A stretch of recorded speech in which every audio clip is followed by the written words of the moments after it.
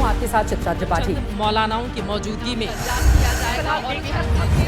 हमारी मौजूदगी है दूर कर रहे हैं ज्यादातर जो हैदराबाद।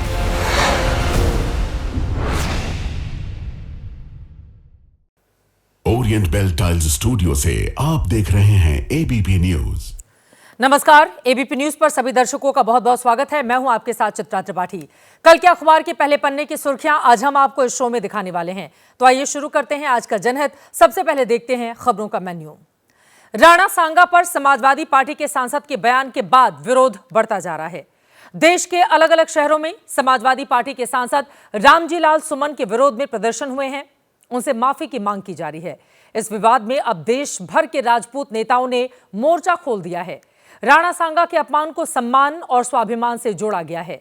राणा संग्राम का पूरा सच क्या है, जनहित में विस्तार से बताने वाले हैं। दिल्ली वाले जज साहब के खिलाफ जांच तेज हो चली है। घर से करोड़ों रुपए कैश मिलने के आरोपों को लेकर सुप्रीम कोर्ट की जांच टीम आज उनके घर पहुंची। 45 मिनट तक पड़ताल की गई। घर की वीडियोग्राफी भी कराई गई है। सवाल यह है कि अगर वाकई में घर से करोड़ों कैश मिले तो फिर उसका सच देश के सामने क्यों नहीं लाया जा रहा। कथित कैश कांड वाली कोठी की पूरी कहानी रखेंगे आपके सामने विस्तार से। ईद का त्योहार आने वाला है। सबका साथ सबका विकास वाले पीएम मोदी के मंत्र को चरितार्थ करने बीजेपी ने देशव्यापी मुहिम की आज से शुरुआत की। मुस्लिम दीदी को मोदी की ओर से ईदी दी जा रही है। नाम दिया गया है सौगात मोदी। इस सौगात का सियासत पर कितना असर होगा, आज जनहित स्पेशल में विस्तार से जानेंगे। बिहार में आरजेडी से तनातनी के बीच कांग्रेस ने दिल्ली में बड़ी बैठक की है। इस बैठक में बिहार कांग्रेस के बड़े नेता शामिल हुए। मल्लिकार्जुन खड़गे, राहुल गांधी भी मौजूद रहे। सूत्र बताते हैं कि कांग्रेस ने आरजेडी के साथ मिलकर लड़ने का मन तो बनाया है, लेकिन तेजस्वी की सीएम दावेदारी पर मुहर लगाने को पार्टी तैयार नहीं है। कांग्रेस का बिहार वाला ब्लूप्रिंट दिखाने वाले हैं। और मेरठ के चर्चित सौरभ राजपूत मर्डर केस में कातिलों के लिए फांसी की मांग तेज होने चली है। कैंडल मार्च निकालकर मुस्कान और साहिल शुक्ला के लिए फांसी की मांग की गई है। उधर फॉरेंसिक की टीम ने मुस्कान के घर जाकर कत्ल के सबूत इकट्ठा किए। थोड़ी देर में हर तस्वीर आपके सामने होगी।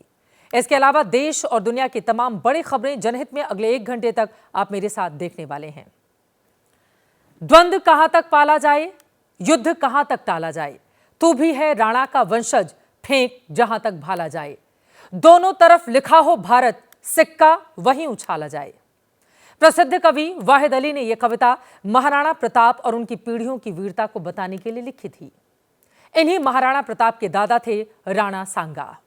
वीर पुरुष, शक्तिशाली, धैर्यवान, साहसी, हिम्मती, मेवाड़ के वो राजा जिन्होंने अखंड भारत का सपना देखा। आसपास के राजाओं को एक सूत्र में पिरोने का काम किया। जिनकी वीरता की कहानी आप में बहुत से लोगों ने बचपन की किताबों में जरूर पढ़ी होगी। इतिहास के छात्र तो विस्तार से वाकिफ होंगे ही। जो लोग इस वक्त 40 साल के आसपास या इससे ज्यादा की उम्र के हैं, उनका बचपन राणा सांगा की कहानियों से रूबरू जरूर हुआ होगा। राणा सांगा वीरता की मिसाल थे। बाबर को हराने वाले वही थे। बावजूद इसके देश की सियासत में सांगा के नाम पर संग्राम है। सियासत हिलोरे मार रही है। बाबर, औरंगजेब से निकलकर बात राणा सांगा की विश्वसनीयता तक जा पहुंची है। इतिहास के कब्र खोदे जा रहे हैं। आज हमने समाजवादी पार्टी के सांसद रामजी लाल सुमन के विवादित बयान की पड़ताल की है। तथ्यों को तलाशा है। विस्तार से इस पर प्रकाश डालेंगे, लेकिन पहले देखिए कैसे इस विवाद ने देश में राजपूत राजनीति को आक्रामक बना दिया है। 80 घाव, 99 जीत, वीर योद्धा।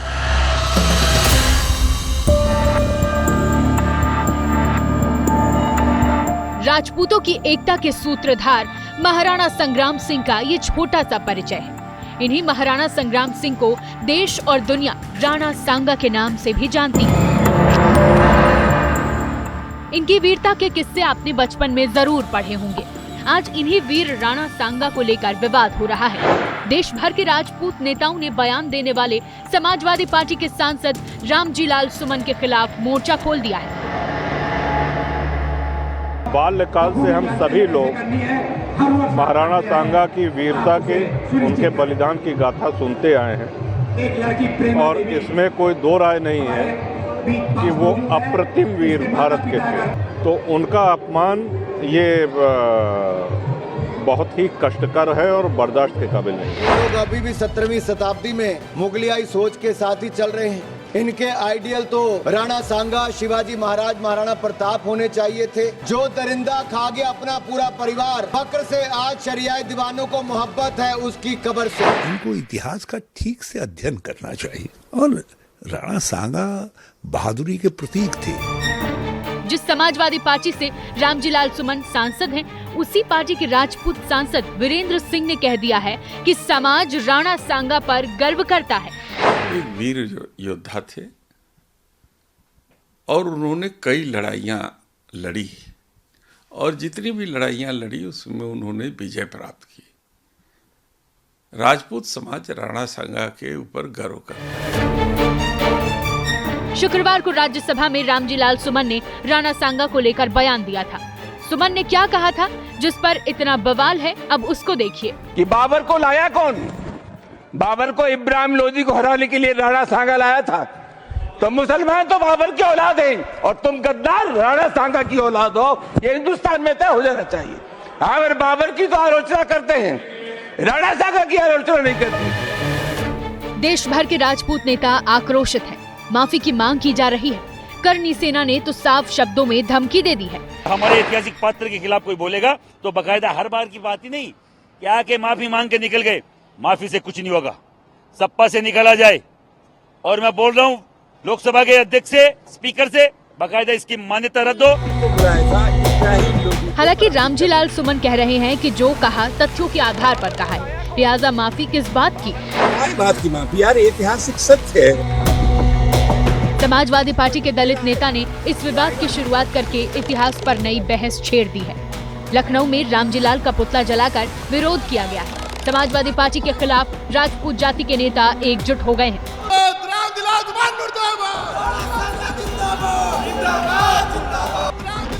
इतिहास कहता है कि राणा सांगा ने अखंड भारत की मुहिम शुरू की थी।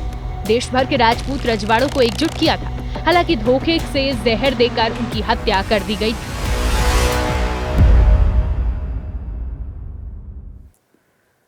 राणा सांगा पर दिए समाजवादी पार्टी के सांसद रामजीलाल सुमन के बयान का विवाद बढ़ता ही जा रहा है। राजपूत नेताओं ने इसे सम्मान और स्वाभिमान से जोड़ा है। समाजवादी पार्टी से माफी की मांग हो रही है। यूपी और राजस्थान के अलग अलग इलाकों में विरोध प्रदर्शन लगातार जारी है। लखनऊ, कासगंज, सिरोही, जालौर जैसे शहरों में समाजवादी पार्टी के राज्यसभा सांसद रामजीलाल सुमन का पुतला जलाकर माफी की मांग कर रहे हैं। राणा सांगा राजस्थान में पड़ने वाले मेवाड़ के राजा थे। अपने जमाने में देश भर के राजपूत राजाओं को इन्होंने एकता के सूत्र में बांधने का काम किया था। राणा सांगा मेवाड़ के सिसोदिया वंश के राजा थे। राणा सांगा शूरवीर महाराणा प्रताप के दादा थे। 1508 से लेकर 1528 तक मेवाड़ पर उनका शासन रहा। बाबर के खिलाफ पहली लड़ाई में राणा सांगा को जीत मिली। बाबर के खिलाफ दूसरी लड़ाई में राणा सांगा को हार मिली थी। प्रसिद्ध कवि कुमार विश्वास ने अपनी एक कविता के जरिए उन राजनीतिक दलों और नेताओं पर कटाक्ष किया है जो इतिहास के नायक राणा सांगा की भूमिका पर सवाल खड़े कर रहे हैं। कविता थोड़ी लंबी है, लेकिन इसके एक एक शब्द आपको गौर से जरूर सुनने की जरूरत है। जुगनू की कुछ औलादों ने सूरज पर प्रश्न उठाए हैं। शेरों की मांदों के आगे कुछ ग्राम सिंह चिल्लाए हैं। मेवाड़ वंश कुल कीर्ति कोश जिनके होने से दीपित है, उन राणा सांगा के घावों पर कुछ भुनगे मंडराए हैं। उनसे कह दो अब देश शौर्य की मुट्ठी खूब तानता है। उनसे कह दो यह देश महाराणा की ज्योति जानता है। इतिहास तुम्हारी सरकारों का बंधक नहीं रहेगा अब। उनसे कह दो यह देश लुटेरों को अब नहीं मानता है। उनसे कह दो यह देश ऋणी है ऐसे पुण्य प्रवाहों का। यह देश ऋणी है वीर शिवा के परम प्रतापी छावों का। उनसे कह दो वे राजनीति का गुणाभाग घर पर रखें। यह देश ऋणी है महाराणा सांगा के 80 घावों का। महाराणा सांगा जैसे परम प्रतापी शूरवीर जो महाराणा कुंभा के पौत्र और महाराणा प्रताप नामक सूर्य के दादा थे, मैं उस पूरे वंश की प्रतिभा को और भारत की अस्मिता के लिए रक्षार्थ प्रत्येक महापुरुष को नमन करता हूं। मेरा आपका कर्तव्य है कि घर के पूर्वज की ओर अगर कोई उंगली उठाए तो हम उसे जवाब दें। घर के पूर्वज की ओर कोई उंगली उठाए तो हम उसे जवाब दें। इसीलिए रामजीलाल सुमन ने जो दावा संसद में खड़े होकर किया है, उसकी सच्चाई की पड़ताल भी हमने की है। कहानी कुछ यूं है कि साल 1526 में पानीपत की लड़ाई बाबर और दिल्ली सल्तनत के शहंशाह इब्राहिम लोदी की सेनाओं के बीच हुई थी। बाबर को दौलत खान ने इब्राहिम लोदी को हराने के लिए आमंत्रित किया था। जीएन शर्मा और गौरी शंकर हीराचंद ओझा जैसे कई इतिहासकारों का तर्क है कि बाबर ने अपने साझा प्रतिद्वंद्वी इब्राहिम लोदी के खिलाफ गठबंधन की उम्मीद में खुद राणा सांगा से संपर्क किया। हालांकि राणा सांगा शुरू में तैयार दिखे, लेकिन बाद में शायद उनके सलाहकारों ने इसके लिए उन्हें मना कर दिया, जिसके बाद वो पीछे हट गए थे।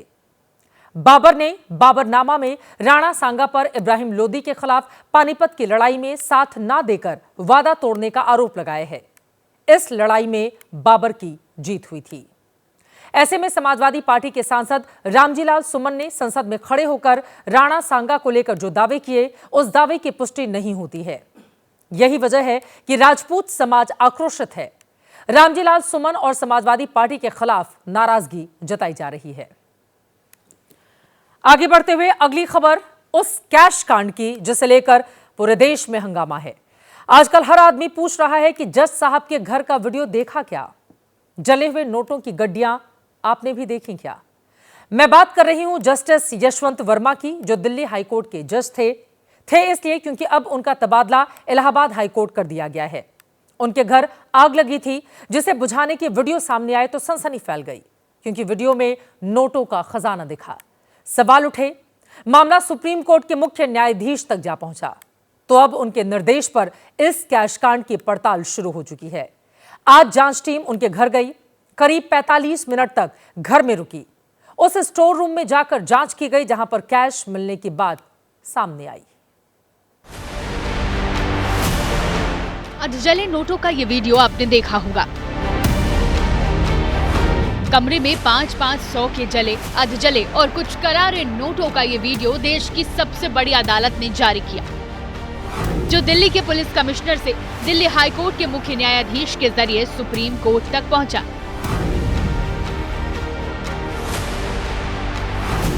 दावे के मुताबिक वीडियो जस्टिस यशवंत वर्मा के बंगले के स्टोर रूम का है, जहां 14 मार्च की रात 11:30 बजे आग लगी थी। महात्मा गांधी में आग लग गई भाई, जिसे लेकर न्यायमूर्ति वर्मा सवालों में है, जिन पर लगे आरोपों की जांच का काम देश के मुख्य न्यायाधीश ने हाईकोर्ट के 3 जजों को सौंपा है। जांच शुरू भी हो गई है। इसके लिए 3 जजों ने जस्टिस वर्मा के 30 तुगलक क्रीसेंट बंगले का मुआयना किया है। जांच कमेटी के निर्देश पर वीडियोग्राफी भी की गई है। पूरा अमला था जजों के साथ, सुरक्षा कर्मी थे। करीब 45 से 50 मिनट तक अंदर रहे और जिस दौरान उन्होंने उस कमरे को जहां पर की आग लगी थी उसका जायजा लिया है। उस कमरे में तीनों जज बाकायदा गए हैं और यहाँ पर जो लोग मौजूद हैं, जो स्टाफ मौजूद है जस्टिस यशवंत वर्मा का, उनसे बात की है। धीरे धीरे जो है ये 3 जज जो हैं ये जस्टिस यशवंत वर्मा से भी पूछताछ करेंगे और तमाम जो कंसर्न लोग हैं इस मामले से जुड़े हुए दिल्ली पुलिस विभाग के या दिल्ली फायर डिपार्टमेंट के, उनसे बात करेंगे। हाईकोर्ट के जज के घर से अधजले नोटों का अंबार मिलने से पूरे देश में सनसनी मची हुई है। इसे लेकर सड़क से संसद तक हंगामा मचा है। आम से लेकर खास लोग तक पूछ रहे हैं, जज साहब के घर इतने नोट कहां से आए? पूछा जा रहा है नोट कितने थे। इसकी सटीक जानकारी तो नहीं है, लेकिन जज साहब के घर आग में 15 करोड़ रुपए स्वाहा होने का दावा है। सच पता लगने का काम जांच कमेटी शुरू कर चुकी है। इसके लिए आग वाली जगह यानी बंगले के स्टोर रूम का दौरा हो चुका है। बंगले में मौजूद लोगों से जानकारी ली जा चुकी है। अब दिल्ली पुलिस कमिश्नर और दिल्ली फायर डिपार्टमेंट के प्रमुख से मुलाकात होनी है। इसके बाद आग लगने की घटना वाले दिन जस्टिस वर्मा के घर पर पहुंचे पुलिस वालों और फायर विभाग के कर्मचारियों से भी बातचीत होगी। इसके अलावा जस्टिस वर्मा के स्टाफ और परिवार के सदस्यों से भी कमेटी बातचीत करेगी। शुरुआती जानकारी जुटाने के बाद जांच कमेटी जस्टिस वर्मा से मिलेगी। फिलहाल सुप्रीम कोर्ट के मुख्य न्यायाधीश के आदेश पर जस्टिस वर्मा से अपने निजी मोबाइल फोन को नष्ट नहीं करने को कहा गया है। साथ ही फोन से किसी भी चैट को नहीं मिटाने की हिदायत दी गई। इसके अलावा जस्टिस वर्मा का वित्तीय लेन देन भी जांच के दायरे में है। वैसे जस्टिस वर्मा अपनी सफाई में इस पूरे मामले को साजिश और छवि खराब करने की कोशिश बता चुके हैं। कह चुके हैं कि आग लगी तब वो दिल्ली से बाहर थे और उनके घर में मौजूद लोगों ने घटना वाली जगह पर नोटों की गड्डियां नहीं देखी। अब ये सच है या साजिश, ये तो सुप्रीम कोर्ट की जांच कमेटी ही बताएगी। वैसे सवाल कई हैं। अब तक का जवाब यही है कि जज साहब के घर लगी आग और निकला खजाना, लेकिन जस्टिस वर्मा इसे साजिश बता रहे हैं। उम्मीद है कि सच जल्द ही सामने होगा, लेकिन इस बीच उनका तबादला इलाहाबाद हाईकोर्ट कर दिया गया, जिस पर वहां पर भी बवाल मचा हुआ है। इलाहाबाद हाईकोर्ट के वकील जस्टिस वर्मा के ट्रांसफर में दीवार बनकर खड़े हो गए हैं। उनका कहना है चाहे जो हो जाए, दागी जज को आने नहीं देंगे।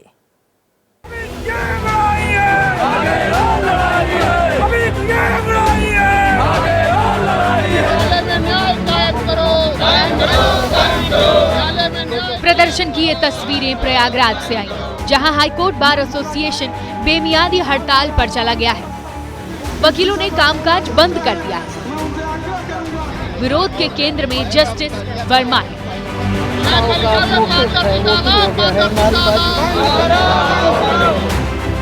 वकीलों का कहना है कि इलाहाबाद हाईकोर्ट कोई कूड़ेदान नहीं जो किसी दागी जज का यहां तबादला कर दिया जाए। वकीलों की 4 अहम मांगे हैं। तबादले पर फौरन रोक लगे, एफआईआर दर्ज हो, मुकदमा चले, जांच ईडी सीबीआई करे, केंद्र सरकार जजों की नियुक्ति के लिए फिर से एनजेएसी बिल लाए। इस ऑर्डर को विड्रॉ करें, रिमूवल का प्रोटेक्शन दीजिए। जजेस इंक्वायरी एक्ट सिर्फ इम्पीचमेंट के प्रोसेस पर लागू होता है। ये इन्वेस्टिगेशन तभी होगा जब सीबीआई या ईडी को दिया जाएगा, जो एक्सपर्ट हैं, उनके पास टूल्स हैं। जस्टिस यशवंत वर्मा के खिलाफ प्रयागराज ही नहीं, वाराणसी के वकील भी लामबंद। Justice Verma go back, justice Verma go back. इसके लिए वाराणसी के वकीलों ने जिला कोर्ट के बाहर सड़क की सफाई कर अपना विरोध जताया। Justice Verma go back, go back, go back. 21 मार्च को सबसे पहले एक अखबार के जरिए जस्टिस वर्मा के घर में आग लगने के दौरान बड़ी मात्रा में नोटों की गड्डियां मिलने की खबर आई। तभी से ये मामला सुर्खियों में है। कोर्ट और जज यानी न्यायपालिका और न्यायमूर्ति कटघरे में है। इस पूरे मामले ने समूचे देश और न्याय तंत्र को झकझोर कर रख दिया है, क्योंकि न्याय देने वाली न्यायमूर्ति ही आरोपों के घेरे में है। ऐसे में सवाल उठ रहे हैं कि जज के घर में बेशुमार पैसा कहां से आया? क्या इस घटना पर पर्दा डालने की कोशिश हुई? यकीनन ऐसे हर सवाल का जवाब मिलना ही चाहिए, क्योंकि सवाल न्याय के मंदिर का है। विपक्ष कह रहा है कि संसद में चर्चा होनी चाहिए, नियुक्ति की प्रक्रिया में बदलाव होना चाहिए। करोड़ों लोगों की भावनाएं हैं कि all India judicial service commission बने और कमजोर वर्गों के और सभी के रास्ते जो हैं वो न्यायपालिका में जाने के लिए खुले। सरकार से ये मांग करते हैं, सबसे ऊपर है पार्लियामेंट, इसमें आके पार्लियामेंट का अवगत करवाएं क्या हो रहा है उस चीज में। सबसे बड़ा सवाल तो ये कि जब विधायिका और कार्यपालिका के प्रतिनिधि अपनी संपत्ति घोषित करने से नहीं हिचकते, फिर जजों को छूट क्यों? हालांकि जजों के लिए रियल एस्टेट या निवेश की जानकारी सार्वजनिक करना जरूरी है,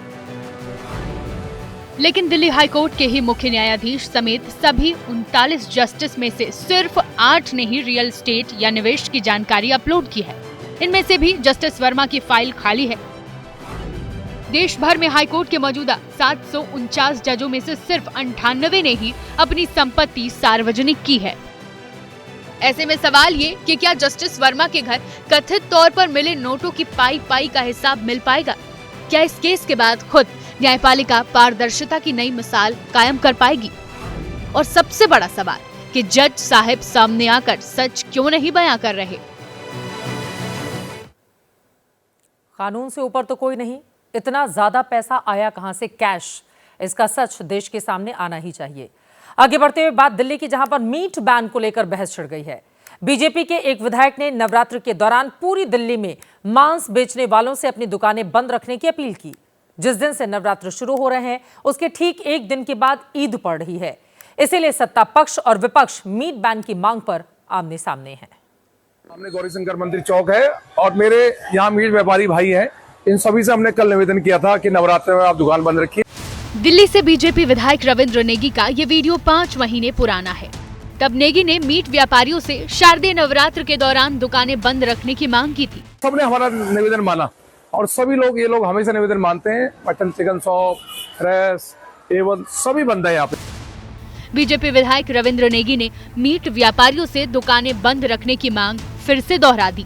नवरात्रे आ रहे हैं, साल में 2 बार नवरात्रे आते हैं। हम हिंदू लोग हैं, सनातनी लोग हैं। 27 साल बाद सरकार आई है, तो कम से कम हम ये चाहेंगे कि नवरात्रों के पावन व्रत में मंदिरों के आगे दुकानें मास्क की बंद रहे। इसके लिए डीएम साहब को पत्र लिखूंगा, इसके लिए मैं डीसी साहब को पत्र लिखूंगा, और कम से कम पहले तो पूरी दिल्ली में हो, अगर नहीं तो मेरी विधानसभा में मास्क की दुकान बंद रहे। ये मैं पूरी कोशिश करूँगा।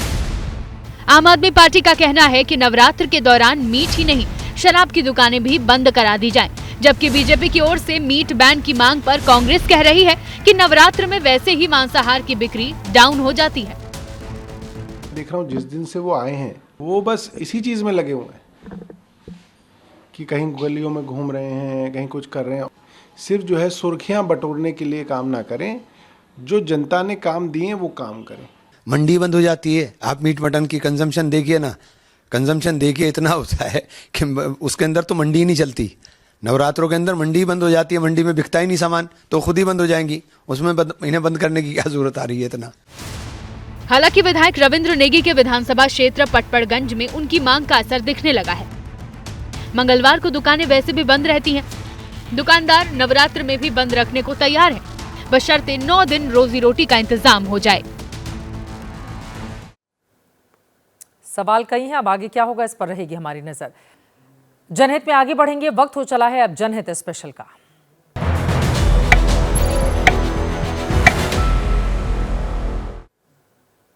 रमजान का महीना चल रहा है। सबका साथ सबका विकास के नारे को चरितार्थ करते हुए बीजेपी ने मुस्लिम महिलाओं को ईदी के तौर पर किट दी है, जिसे मोदी की सौगात नाम दिया गया है। एबीपी न्यूज ने इस किट की पड़ताल की। मालूम चला कि किट में कपड़े, सिमैया, चीनी, तेल जैसी चीजें हैं, जिसके जरिए गरीब परिवार ईद का जश्न खुशी से मनाएगा। दिल्ली में बीजेपी अल्पसंख्यक मोर्चा की ओर से किट बांटने की शुरुआत की गई है। देश भर में 32 लाख मुस्लिम महिलाओं तक किट पहुंचाने का लक्ष्य रखा गया है। एक किट की कीमत करीब 500 से 600 रुपए के बीच बताई जा रही है। बीजेपी के इस सियासी कदम के क्या मायने हैं और आने वाले चुनाव में इसका क्या असर हो सकता है, देखिए जनहित स्पेशल। सौगाते मोदी की किट लेने के लिए मंच पर भीड़ लग गई। कुछ देर के लिए मानो माहौल अफरा तफरी का रहा। तस्वीरें दिल्ली के निजामुद्दीन इलाके की हैं। बीजेपी अल्पसंख्यक मोर्चा की तरफ से मुस्लिम महिलाओं को ईद का तोहफा दिया गया। तोहफे का नाम पीएम मोदी के नाम पर है। किट बांटने की शुरुआत बीजेपी में अल्पसंख्यक मोर्चा के प्रभारी दुष्यंत गौतम ने की है। इसमें कपड़े से लेकर दवाइयाँ, चीनी, तेल, दाल जैसी जरूरत की चीजें हैं। मकसद है कमजोर मुस्लिम परिवार खुशियों के साथ इस साल की ईद मनाए। ईद की जो मिठास होती है वो सेवइयों के साथ ही होती है, तो ये सेवइयाँ हैं। इसके अलावा जो सूट है, जो सेवइयाँ हैं, खजूर है, दाल है, जो सरसों का तेल है, वो भी यहाँ पर जो है वो रखा गया है। और ये जो मकसद है उसका वो यही है कि जो ज़रूरतमंद जो मुस्लिम परिवार है उनके लिए जो त्यौहार है वो एक खुशियाँ लेकर के आए और उनको किसी ज़रूरत से जो है ज़रूरियात से महरूम ना रखा जाए। इस तरह की सौगातें मोदी किट बांटने का कार्यक्रम देश भर के लिए रखा गया है। देश भर में 32,000 प्रमुख मस्जिदों को चिन्हित किया गया है। हर मस्जिद वाले इलाके में 100 लोगों को ये किट दी जाएगी। निजामुद्दीन के इस कार्यक्रम में बड़ी संख्या में महिलाएं किट लेने पहुंची थी। हमारे रिपोर्टर बिलाल ने उनसे बात की। सब मोदी को थैंक यू कह रहे हैं। ईद के लिए तोहफा दे रहा, मोदी जी को अल्लाह अच्छा करे और दे। मोदी जी के दिल में रहम दया है गरीब के लिए और मदद करे। हम तो बीजेपी को शुक्रिया करेंगे क्योंकि उनकी तरफ से हमें दे रहे हैं, तो हम उनको बहुत बहुत शुक्रिया करेंगे बस। और मोदी जी कर रहे हैं, बहुत शुक्रिया है। असल में पीएम मोदी सबका साथ सबका विकास का जो नारा बुलंद करते हैं, उसी नारे की ये झलक है। 3 तलाक की वजह से बड़ी संख्या में मुस्लिम महिलाओं का झुकाव बीजेपी की तरफ हुआ है और अभी बिहार में आने वाले दिनों में चुनाव होने हैं। 2020 में 76% मुस्लिमों ने महागठबंधन को, 5% मुस्लिमों ने एनडीए, 2% चिराग के एलजेपी, 11% वोट ओवैसी के गठबंधन को दिया था और अन्य को 6% मुस्लिमों के वोट मिले थे। पिछड़ी जाति के मुस्लिमों का वोट बिहार में नीतीश और चिराग की पार्टी को मिलता रहा है, इसलिए दोनों की तरफ से इफ्तार पार्टियों का भी आयोजन किया गया था। फिलहाल सौगाते मोदी पर आरजेडी को एतराज है।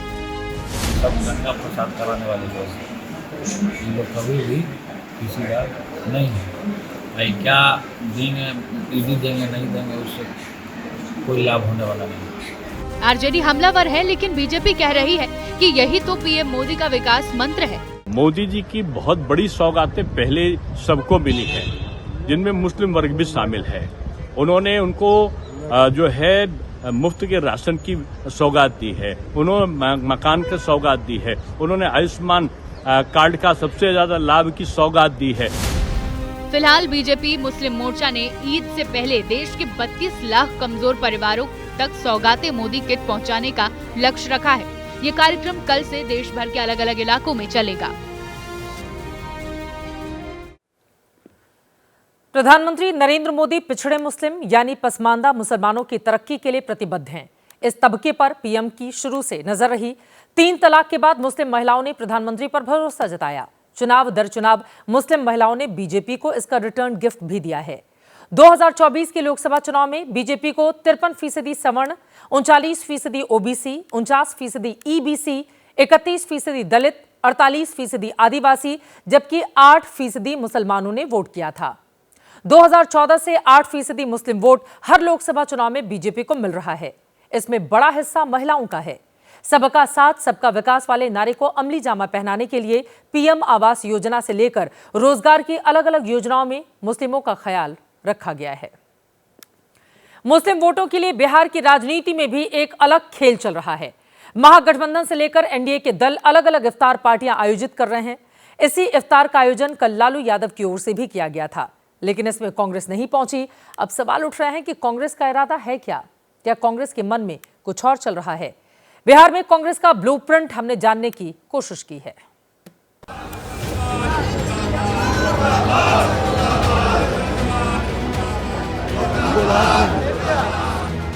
हरे रंग की टी शर्ट में आरजेडी के विधायकों ने आरक्षण के मुद्दे पर नीतीश कुमार को घेरा। पटना में विधानसभा के गेट पर सरकार के खिलाफ प्रदर्शन हुआ। इसमें आरजेडी का साथ देने कांग्रेस और लेफ्ट के विधायक भी पहुंचे थे। लेकिन अब ये तस्वीर देखिए जो सोमवार शाम की है। पटना में लालू यादव की तरफ से इफ्तार पार्टी का आयोजन किया गया था। पार्टी के वरिष्ठ नेता अब्दुल बारी सिद्दीकी के घर कार्यक्रम हुआ। मंच की जो तस्वीर सामने आई उसमें आरजेडी के सहयोगी दलों के नेता गायब दिखे। पूर्व मंत्री पशुपति पारस ही टोपी लगाए मंच पर बैठे नजर आए। बताया जा रहा है कि आरजेडी की तरफ से सभी सहयोगी दलों को न्योता भेजा गया था, लेकिन कांग्रेस का कोई भी बड़ा नेता लालू यादव के इस कार्यक्रम में नहीं पहुंचा। एक तरीके से कहें तो कांग्रेस ने लालू यादव के इफ्तार के निमंत्रण को ठुकरा दिया, बड़ा सियासी संदेश दे दिया। माननीय लालू प्रसाद जी इफ्तार की दावत तो दी, मगर कांग्रेस ने तो आकर भी न देखा, न सहयोगी न परिवार, कोई आपके कर्मों का भागीदार बनने को तैयार नहीं। असल में कांग्रेस के नेताओं की तरफ से लालू परिवार को लगातार इग्नोर किया जा रहा है। अंदर खाने माना जा रहा है कि बिहार में कांग्रेस ने जब से प्रभारी बदला है तब से आरजेडी के साथ रिश्ते खराब हो चले हैं। कन्हैया कुमार की नौकरी यात्रा और अखिलेश सिंह को प्रदेश अध्यक्ष पद से हटाए जाने के बाद से रिश्तों में कड़वाहट बढ़ती जा रही है। हालांकि कांग्रेस ने अब साफ कर दिया है कि बिहार विधानसभा चुनाव वो आरजेडी के साथ गठबंधन में ही लड़ेगी, लेकिन ये साफ नहीं किया कि तेजस्वी यादव का चेहरा सीएम उम्मीदवार के तौर पर उसे कबूल है या नहीं। असल में कांग्रेस की कोशिश अपने पैरों पर खड़े होने की है। सहयोगियों को ये संदेश देने की कोशिश है कि हमें हल्के में ना लें। दिल्ली में भी आपसे अलग होकर कांग्रेस केजरीवाल का खेल बिगाड़ चुकी है। हाल के दिनों में कांग्रेस ने जो किया है और कहा है उसको समझिए। पहले तो लालू से अच्छा रिश्ता रखने वाले प्रभारी को हटा दिया, लालू के करीबी रहे प्रदेश अध्यक्ष को बदल दिया, तेजस्वी की माई बहन स्कीम पर सवाल उठाए, तेजस्वी की सीएम दावेदारी को खारिज किया, खुद को बिहार में ए टीम बताना शुरू कर दिया, आरजेडी की शर्तों पर चुनाव नहीं लड़ने की बात कही। और कांग्रेस से आरजेडी की दूरी का सबसे बड़ा उदाहरण तो ये है कि राहुल गांधी ने जिन कृष्णा अल्लावरू को बिहार का प्रभारी बनाया है, उन्होंने आज तक लालू परिवार के किसी सदस्य से भेंट करने की जरूरत नहीं समझी है, जबकि 4 बार वो बिहार जा चुके हैं। सूत्रों की माने तो कांग्रेस और आरजेडी में टेंशन सीटों को लेकर है। 2020 में गठबंधन में कांग्रेस को लड़ने के लिए 70 सीटें मिली थी। कांग्रेस महज 19 जीत पाई, जबकि लेफ्ट का स्ट्राइक रेट बेहतर रहा। आरजेडी के रणनीतिकारों ने आरोप लगाया कि कांग्रेस को ज्यादा सीट देना पार्टी को महंगा पड़ गया। आरजेडी की कोशिश कांग्रेस को बहुत ज्यादा सीट देने की नहीं है। यही वजह है कि कांग्रेस अपनी जमीन मजबूत करने में जुटी है और बिहार की राजनीति में जिन कन्हैया कुमार को तेजस्वी का प्रतिद्वंदी माना जाता है, उन्हें कांग्रेस ने पदयात्रा के लिए उतार रखा है। लालू परिवार से कांग्रेस की दूरी का अंदाजा आप इसी बात से लगाइए कि कांग्रेस का नेतृत्व कन्हैया के साथ ही उन पप्पू यादव को भी पूरा भाव दे रहा है जो लालू परिवार पर लगातार अटैक कर रहे हैं। कह रहे हैं कि बिहार में महागठबंधन का नेतृत्व कांग्रेस करेगी। कांग्रेस के इस हौसले की वजह है लोकसभा चुनाव का रिजल्ट। कांग्रेस के रणनीतिकारों को लगता है कि लोकसभा चुनाव में उसका स्ट्राइक रेट आरजेडी से बेहतर था, लिहाजा उसका दावा कमजोर कहीं से नहीं है। लोकसभा में कांग्रेस बिहार में 9 पर लड़कर 3 जीती, आरजेडी 22 पर लड़ी और 4 सीटों पर जीती। कांग्रेस ने चुनावी साल में दलित प्रदेश अध्यक्ष बनाया है। ये संदेश देने की कोशिश है कि अगर आरजेडी ने सीटें कम करने का दबाव बनाया तो फिर रास्ते अलग भी हो सकते हैं।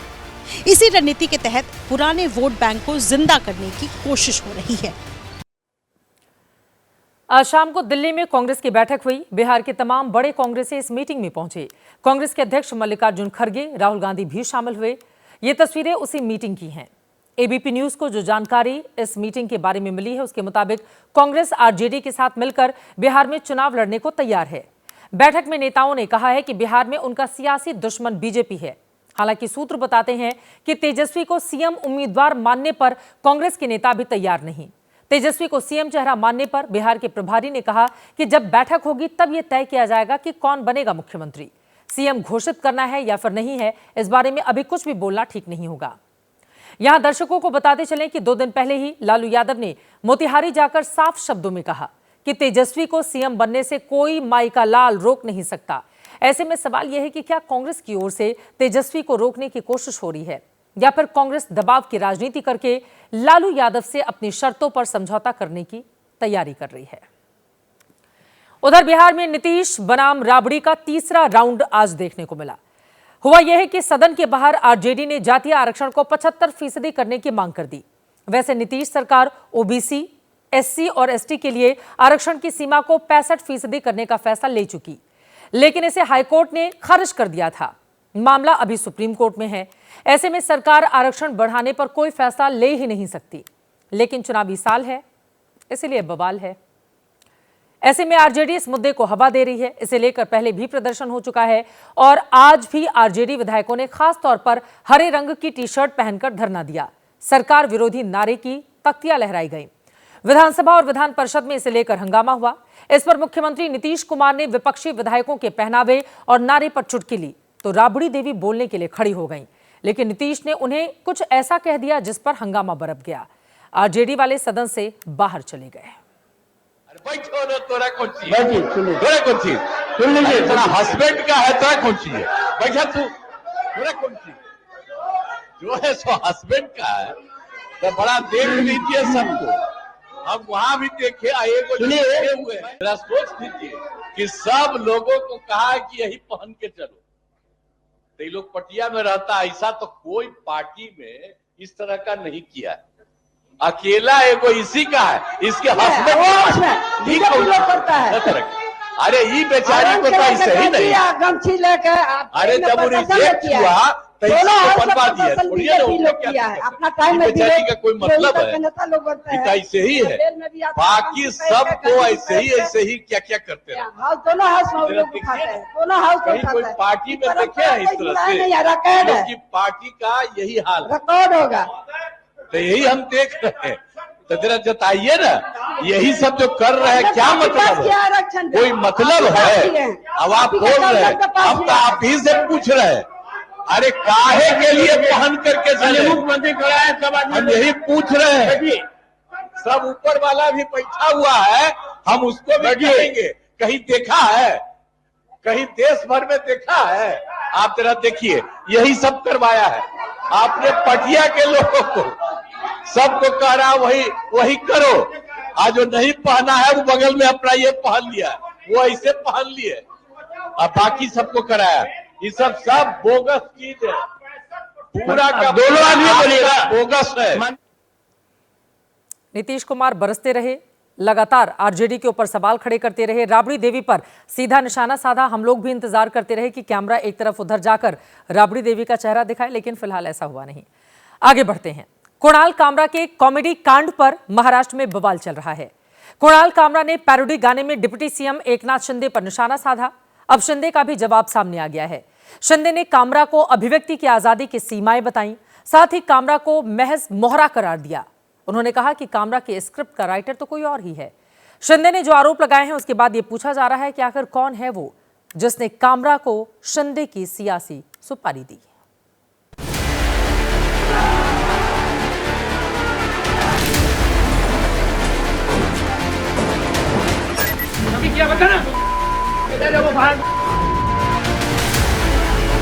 छेनी और हथौड़ी लिए बालकनी में मजदूर नजर आ रहे हैं। ये मुंबई के हैबिटेट स्टूडियो की तस्वीर है, जो यूनिकॉन्टिनेंटल होटल के पहले माले पर है, जहां मौजूद अवैध निर्माण को तोड़ा जा रहा है। ये वही स्टूडियो है जहां कुणाल कामरा ने डिप्टी सीएम एकनाथ शिंदे पर पैरोडी सॉन्ग गाया था। थाने की रिक्शा, चेहरे पे दाढ़ी, आंखों में चश्मा, हाय। पैरोडी सॉन्ग वायरल होने के बाद रविवार को यहां शिव सैनिकों ने तोड़फोड़ की।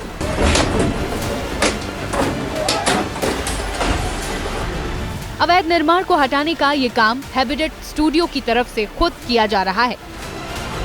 दरअसल 24 मार्च को बीएमसी ने हैबिटेट स्टूडियो का रूफ टॉप हटाकर यहां नोटिस चस्पा किया था। एक दिन बाद स्टूडियो मालिक की तरफ से खुद अवैध निर्माण पर कार्रवाई शुरू कर दी गई। जिन कुणाल कामरा की वजह से हैबिटेट स्टूडियो निशाने पर आया, वो खुद फिलहाल गायब है। सोशल मीडिया पर उनका कथित ऑडियो वायरल हो रहा है, जिसमें कामरा के तमिलनाडु में होने का दावा किया जा रहा है। वो मुख्यमंत्री है, उनके बारे में क्या वीडियो डाले तूने? देखा ना आपने वीडियो? देखा है, होटल तो जाके देख ले, हम लोग ने क्या हाल किया। अभी तू जिधर मिलेगा ना, तेरा भी वही हाल होगा। किधर रहते है तू? तमिलनाडु। एकनाथ शिंदे के अपमान पर शिव सैनिकों का गुस्सा 7वें आसमान पर है। मंगलवार को खुद डिप्टी सीएम एकनाथ शिंदे ने कैमरे पर आकर इस पूरे विवाद पर चुप्पी तोड़ी। किसी पर हास्य व्यंग करना, कटाक्ष करना गलत नहीं है, लेकिन इसकी भी एक मर्यादा होती है। जो किया ऐसा लगता है कि उन्होंने सुपारी लेकर किया है। कटाक्ष करते समय एक शिष्टाचार बनाए रखा जाना चाहिए, वरना एक्शन का रिएक्शन भी होता है। शिंदे समर्थकों की तोड़फोड़ की कार्रवाई को एक्शन का रिएक्शन बता रहे हैं, यानी शिवसेना फिलहाल इस मुद्दे पर शांत नहीं रहने वाली। तो दूसरी तरफ कामरा भी पीछे हटने को तैयार नहीं है। कल ही 4 पन्नों का बयान जारी कर कामरा ने लिखा, मैं माफी नहीं मांगूंगा। मैंने जो कहा वो वही है जो पहले डिप्टी सीएम अजित पवार ने दूसरे डिप्टी सीएम एकनाथ शिंदे के बारे में कहा था। मुझे भीड़ का डर नहीं है, मैं अपने बिस्तर के नीचे छिपकर इसके खत्म होने का इंतजार नहीं करूंगा। जारी बयान में ही कामरा ने पुलिस और अदालत का सहयोग करने की बात कही है। मुंबई पुलिस ने मंगलवार को कुणाल कामरा को पूछताछ के लिए बुलाया, लेकिन वो पूछताछ में शामिल नहीं हुए। बताया जा रहा है कि कुणाल कामरा ने हाजिर होने के लिए हफ्ते भर का वक्त और मांगा है। फिलहाल कुणाल कामरा की इस अपील पर मुंबई पुलिस ने कोई फैसला नहीं लिया है। वही कामरा का कॉमेडी कांड महाराष्ट्र से निकलकर देश भर में पहुंच चुका है। सीएम योगी से लेकर कंगना कुणाल कामरा को अभिव्यक्ति की आजादी की सीमाएं समझा रहे हैं। आपके अभिव्यक्ति की स्वतंत्रता किसी दूसरे पर व्यक्तिगत प्रहार करने के लिए नहीं हो सकती है। दुर्भाग्य है कि कुछ लोगों ने देश का चीरहरण करना, विभाजन की खाई को और चौड़ी करने के लिए इस अभिव्यक्ति की स्वतंत्रता को अपना जन्मसिद्ध अधिकार मान लिया है। शिंदे जी जो है वो कभी किसी जमाने में रिक्शा चलाया करते थे, आज वो अपने दम पर इतना आगे आए हैं। और ये कौन, उनके खुद की क्या क्रेडेंशियल्स है? कौन हैं ये लोग जो कुछ जिंदगी में कर नहीं पाए? 5 साल पहले मुंबई में जब कंगना के दफ्तर पर बुलडोजर चला था, तब कामरा ने संजय राउत के साथ मिलकर उनका मजाक उड़ाया था। और अब कंगना आईना दिखा रही हैं। वैसे कुणाल को भी कई विपक्षी नेताओं ने समर्थन दिया है। अखिलेश ने स्टूडियो में हुए नुकसान के लिए आर्थिक मदद भी पेश की है।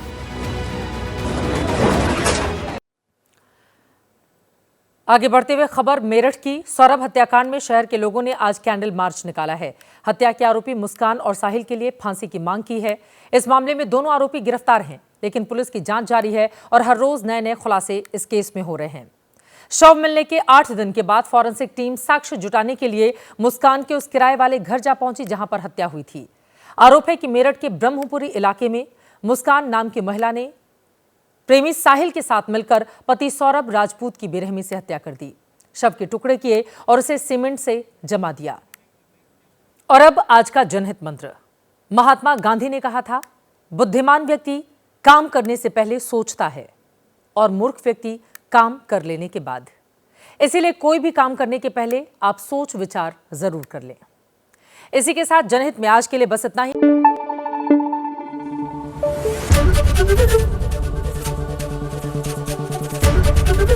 एबीपी न्यूज आपको रखे आगे।